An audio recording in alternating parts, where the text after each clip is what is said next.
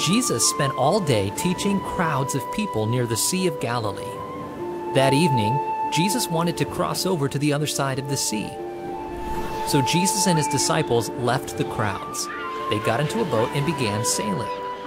Some of the people from the crowds followed in their own boats. While Jesus and his disciples traveled, Jesus fell asleep on a cushion at the back of the boat. All of a sudden, a storm came. The wind was strong, and the waves crashed into the boat. Water was rushing into the boat, and the disciples were afraid. Many of the disciples were fishermen.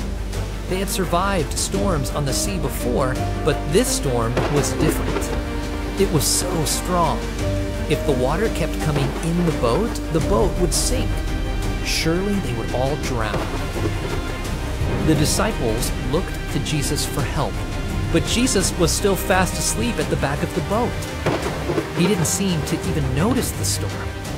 Did Jesus care that they were about to sink into the sea? The disciples woke up Jesus. "Lord, save us," they said. "We're going to die." Jesus opened his eyes and saw that his friends were afraid. He got up and spoke to the wind. Then Jesus said to the sea, "Silence, be still." At the sound of Jesus' voice, the wind stopped blowing and the waves stopped crashing. Everything was calm, and the disciples were safe. Jesus looked at his disciples and asked, "Why are you afraid?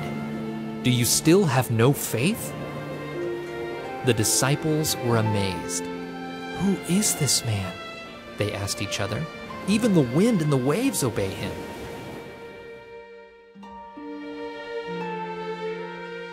Jesus' disciples knew Jesus was a good man and a good teacher.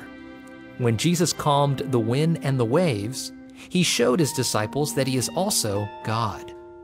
God rules the sea and stills its waves.